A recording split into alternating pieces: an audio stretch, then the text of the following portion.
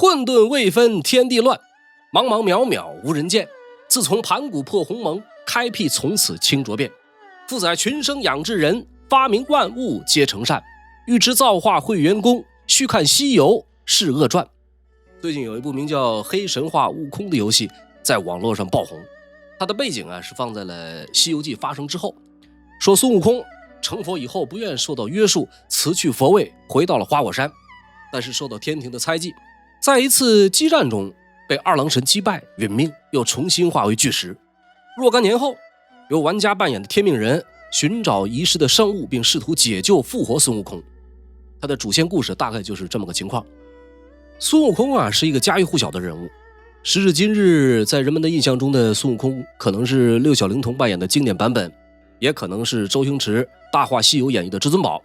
也可能是张卫健所扮演的齐天大圣，还可能是《西游降魔篇》里面妖气十足、凶狠毒辣的孙行者。《西游记》已经流行了500多年，几乎每个时期都会有不同的人来诠释孙悟空这个特殊角色。围绕孙悟空的话题和观点也是层出不穷，这其中尤其是孙悟空形象的原型研究，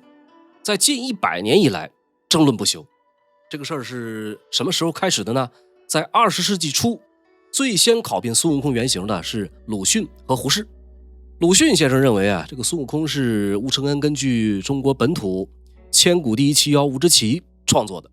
那么胡适先生呢，把孙悟空的原型锁定在了印度神猴哈努曼的身上。在这之后，又有学者提出了混血说，也有学者认为中国古代文献中的一些猿猴类的精怪传说，以及唐代高僧车凤朝和胡僧石盘陀同样对孙悟空的形象产生了影响。几乎每一个原型都令人耳目一新。顶着一本正经胡说八道的原则，今天咱们就来聊聊有关孙悟空原型的故事。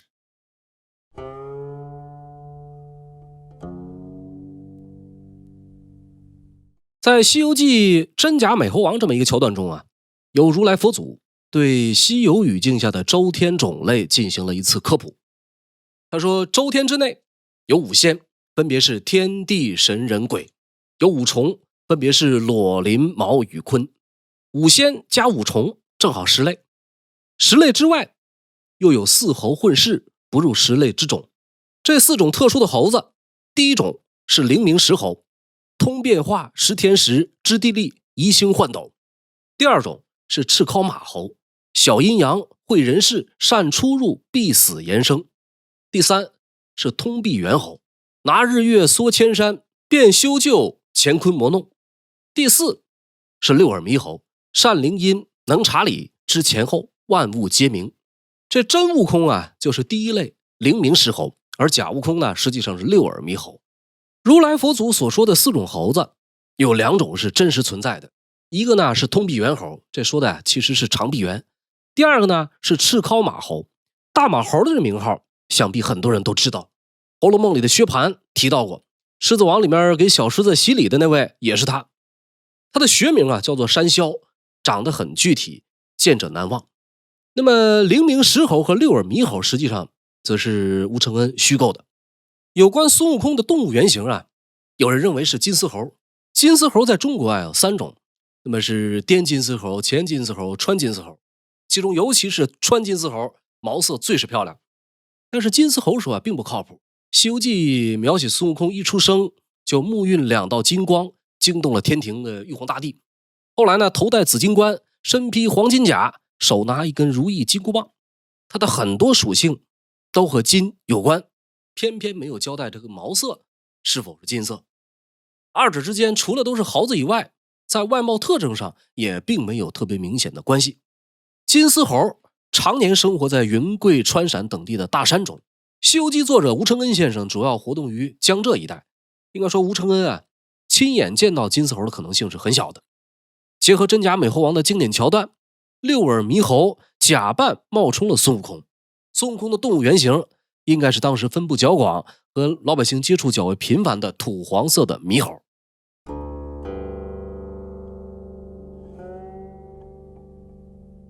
20世纪初鲁迅先生有一本专著叫做《中国小说史略》，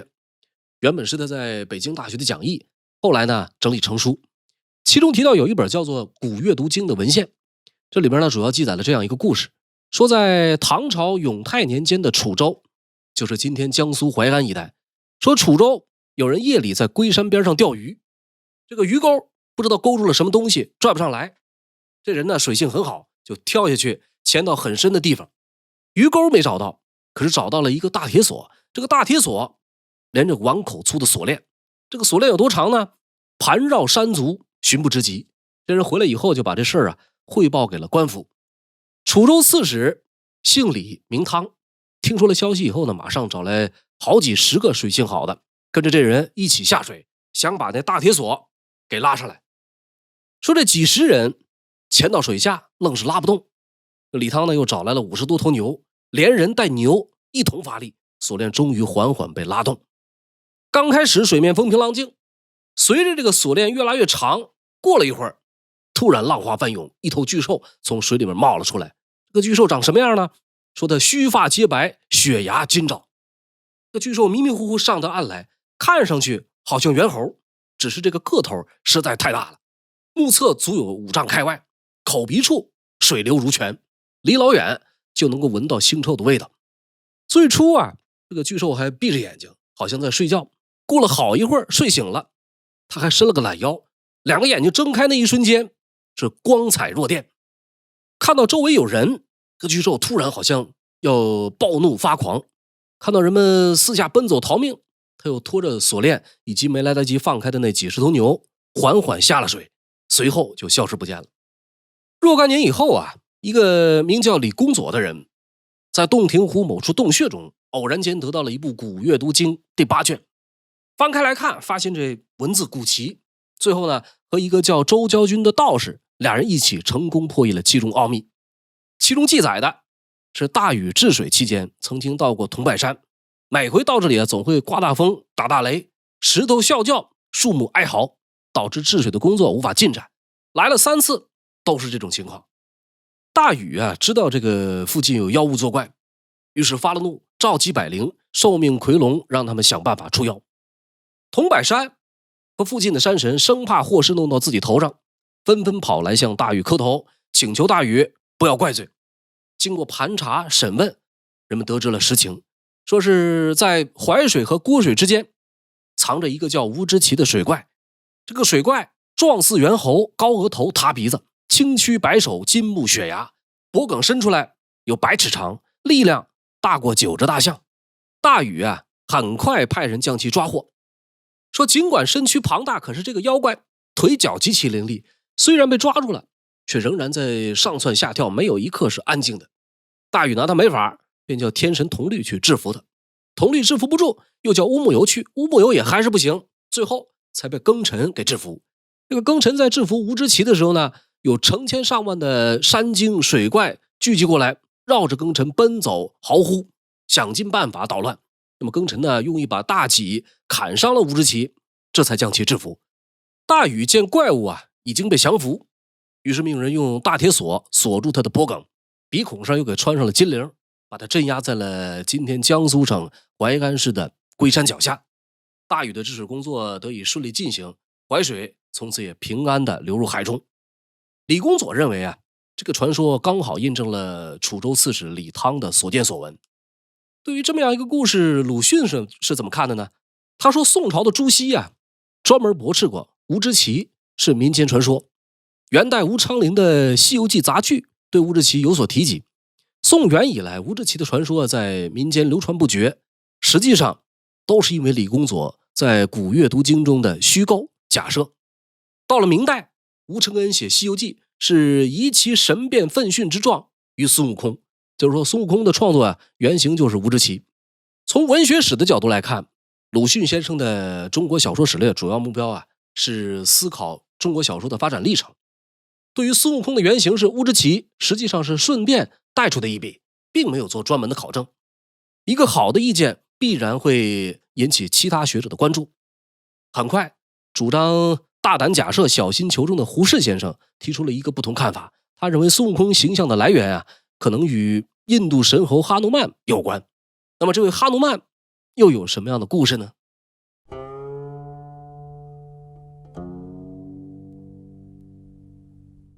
哈努曼啊，是印度最受欢迎的神圣人物之一。他是印度史诗《拉玛传》中一只拥有超凡力量的神猴，又被称作风神之子，也是毗湿奴第7个化身拉玛最忠实的仆人和朋友。传说他可以腾云驾雾，排山倒海。根据胡适《西游记考证》中的记载，《拉玛传》后来又被翻译成了《罗摩衍那》，是一部大约2500年前用梵文写成的史诗作品。说在很久以前啊，有一个古老的王国，国王的长子叫做拉玛，他是大神毗湿奴的化身，天生神力且品德高尚。拉玛的妻子西多被狮头魔王劫走，在营救的过程中，拉玛求助于猴子国王苏格利法。猴子国有一员大将名叫哈努曼，有大神通，能在空中飞行，一跳就可以从印度跳到西兰，可以把喜马拉雅山背起来行走。在哈努曼的帮助下，拉玛救出了妻子，征服了敌人。胡适认为啊，说哈努曼的神通事迹在印度是家喻户晓的，中国同印度在文化上有着上千年的交流沟通，所以他怀疑孙悟空这个神通广大的猴子不是国货，更像是从印度进口的。也许连吴之奇的神话也是受了印度影响而仿造的。支持胡适这一观点的有郑振铎、林培志以及精通佛经的陈寅恪。根据考证，陈寅恪认为《西游记》中大闹天宫的故事其实是由2故事拼凑而成的。一个是《拉玛传》里边哈努曼的故事，一个是《佛说咸鱼经》中顶生王升仙姻缘的故事。陈寅恪的理由是中国虽然也有很多猿猴的故事，然以吴国昔时社会心理、君臣之伦、神兽之界分别至严，若绝无一界，恐未必能联想及之。胡适、郑振铎等人更多的是抓住了哈努曼和孙悟空在神通形象上的共同特征，以及某些故事情节的相似处，而陈寅恪则是从国人心理、中印社会传统为哈努曼是孙悟空原型的说法增加了佐证。到了20世纪80年代，季羡林先生完整的翻译了《拉玛传》，并正式命名为《罗摩衍那》。季羡林赞同胡适的说法的同时，提出孙悟空的形象既有印度哈努曼的影响，又有吴志奇的影子，这是一只混血猴。哈努曼说，从胡适开始，经过了数十年的发展，已经初具学术规模，但是反对的声音同样大有人在。比如宁波师院的吴全涛老先生就曾专门写文章予以否定，驳斥这种说法大多把目光集中在了孙悟空身上，中心论据只是2只神猴何其相似，一前一后必有渊源，几十年间仍在原地踏步，将明代之前就已经出现的护法猴抛开不谈。那么这个护法猴又是怎么一回事呢？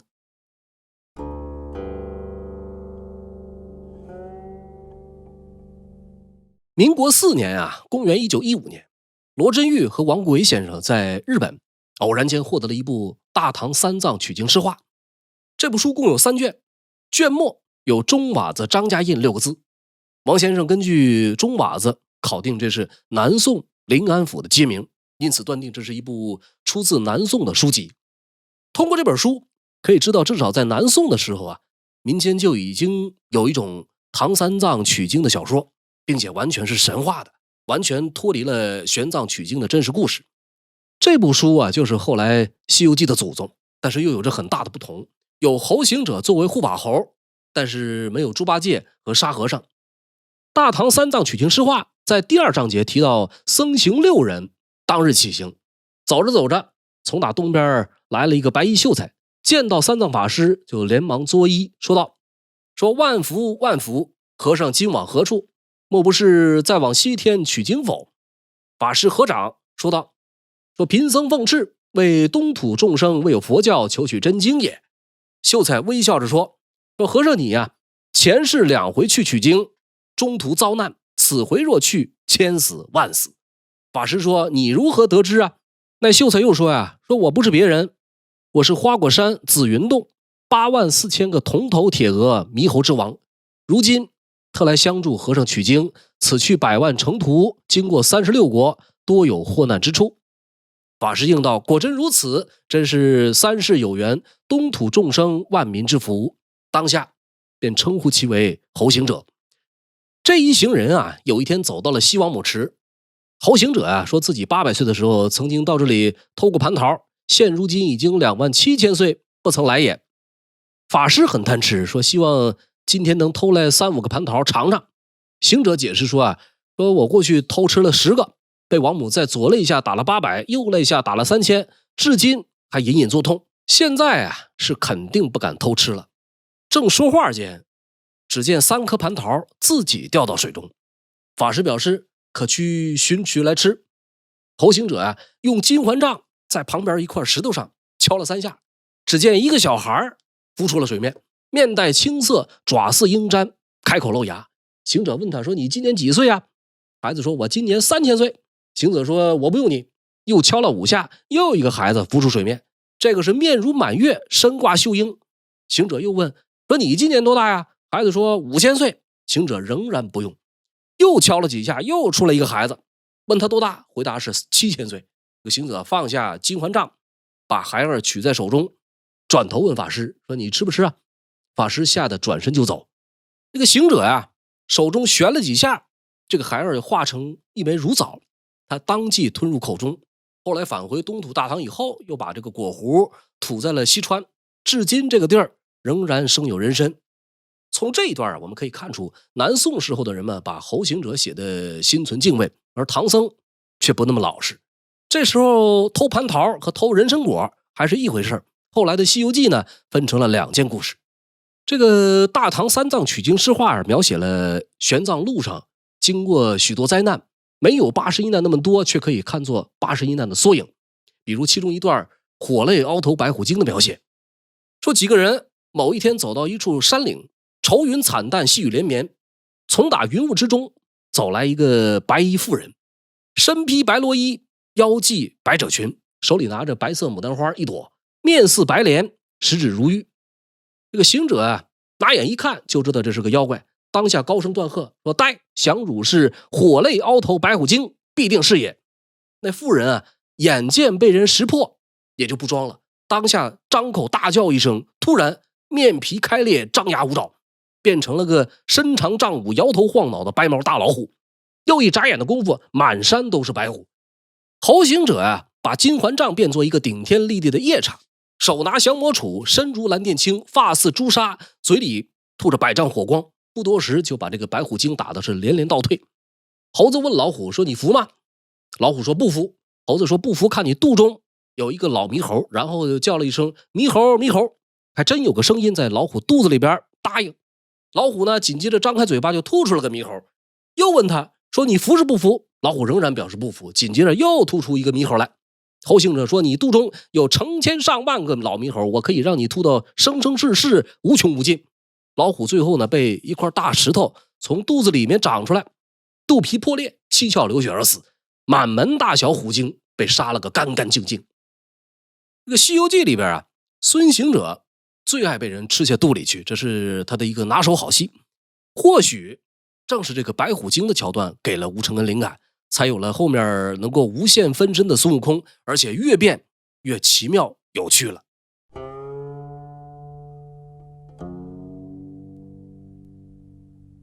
作为描写唐三藏西天取经的文学作品，吴承恩的《西游记》并不是唯一的，在他之前就已经有多种不同的西天取经的故事版本。吴承恩《西游记》和这些版本之间存在着很明显的前后相继的关系，可以看作是属于同一个取经故事的系统。在这个系统中，先后出现了几个不同的保护唐三藏的护法猴的形象。除了《西游记》里边的孙悟空，大唐三藏取经诗话中的侯行者，还有元代《西游记评话》中的孙悟空，明代杨景贤《西游记杂剧》中的通天大圣。不同时期的护法猴啊，有着不同的特征，基本上时间越后越接近孙悟空的形象。那么除了文学类的作品以外，还有一部分学者认为孙悟空是有真实历史原型的。悟空并不是空穴来风，唐代还真有一位高僧就叫悟空，只是时间上啊要比玄奘晚了几十年。这位悟空原本是一位武官，在去西域的途中得了一场马瘟，这个马瘟危及性命，他只能留下来养病，等养好了病，他就出了家，拜了当地的三藏法师的门下，法名法界。您注意，这个三藏法师和唐三藏完全是两回事，是另一位同一称号的高僧。那么法界后来也跟随这个三藏法师去过印度取经，由于常年在外，离国日久，于是呢，他向师父提出回国的请求。三藏法师呢，怜悯其心，准其所求，临行前送给他3部梵文佛经以及佛牙舍利1枚。一路辗转，许多年以后，等到他回到长安的时候，已经年逾60，所带回来的梵文佛经留在了北庭都护府的龙兴寺，佛牙舍利被带回了长安。当时的皇帝唐德宗赐给他一个新的法号，叫做悟空。悟空的俗家姓名叫做车凤朝，是北魏拓跋氏的后裔。那么后来的人们以讹传讹，认为悟空就是玄奘的徒弟，并且逐渐把他和传说中陪同玄奘取经的那个猴行者联系到一起。很可能因为这层原因，久而久之就形成了孙悟空这一艺术形象。今天的甘肃省酒泉市瓜州县东千佛洞有几幅以唐僧取经为题材的壁画，画中的唐僧玄奘的身旁跟着一个弟子，身戴金箍，尖嘴披发。根据考古发现，我们了解到这些壁画的创作时间是在西夏年间，比吴承恩写《西游记》要早了几百年。有人认为这是根据大唐三藏取经诗画画的，也有人认为呢，画中是玄奘在瓜州所收的一名胡人徒弟石盘陀。根据玄奘的弟子为他写的《大唐大慈恩寺三藏法师传》的记载，玄奘取经其实并没有唐王的圣旨，也没有玉帝一说，而纯粹是走线，是偷渡。当时的边界并不稳定，所以呢，朝廷严格禁止人们出入境。玄奘一心想要求取真经，只有偷渡这么一条路。可是等到他到了瓜州以后，才发现西去之路不是一般的难走。过了瓜州，有一条水流湍急的葫芦河，过了河还有玉门关在那儿拦着，关外还有5座烽火台，简称五峰。五峰之外有一片一眼望不到边的大沙漠，过了这片沙漠才是真正的出了国。公元629年，人在瓜州因为一直没有向导引路，玄奘开始犯了难，来到当地弥勒寺的佛像前，祈求出现转机。转一天，寺里的一个胡僧告诉他，梦见玄奘坐着莲花向西而去。没多久的时间，一个名叫石盘陀的胡人前来礼佛，在见到玄奘以后，绕着走了几圈之后，就跪下来央求玄奘为他受5戒。受戒之后，石盘陀辞谢而去，随即又送来一些素食供养玄奘，并且答应了玄奘做他穿越大漠的向导。可是事情很快又发生了新的变化。2个人在一天夜里出发，赶到了葫芦河以后，石盘陀砍下树木架设桥梁，2个人渡过了葫芦河，又悄悄绕过了玉门关。当天深夜，2人相距不到50步，铺好铺盖准备休息。就在这个时候，玄奘敏感意识到好像有些不对劲儿，或许是基于盘缠，或许是心生悔意，这个石盘陀表现出了异样。他先是抽出短刀，随后悄悄走向玄奘，走了大概10几步，又突然折返。玄奘察觉以后，马上起身打坐，口中诵念观世音菩萨圣号。这个石盘陀呢，只好躺下装睡。第2天天一亮玄奘准备出发，叫这个石盘陀起身。石盘陀呢却说前路凶险，只有5座烽火台下面才有水源，而且只能是夜里想办法去偷水。但凡有1座烽火台发现有人偷水，后果都不堪设想，我们还是不要西行了。玄奘坚决不同意，一定要完成取经。石盘陀又抽出短刀想威胁，玄奘依然不为所动。最后呢，石盘陀说自己上有老下有小，实在不敢触犯王法，请求离开，并且说师父如果被捉，希望不要把我供出来。玄奘全都答应下来，并且说如果被抓了，哪怕被碎尸成尘埃，也不会供出他来。石盘陀呢，这才放下短刀，师徒2人就此分道扬镳。很多人认为这个石盘陀就是孙悟空的原型。在小说中，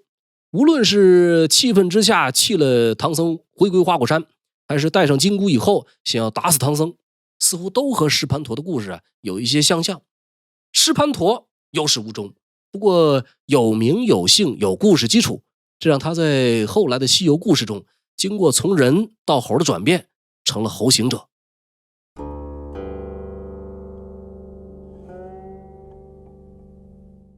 对于孙悟空形象来源的问题啊，著名神话学家萧冰提出了一个观点，他认为孙悟空是一个独立的形象，同时也是一个综合的典型。这个传奇形象的身上既有传统本土文化的成分，也有移植外来文化的色彩，更有本土创造的部分。中国古代啊，很早就形成了石头文化和猿猴图腾传说，经过历代流传演变，有了一定的体系。到了汉朝，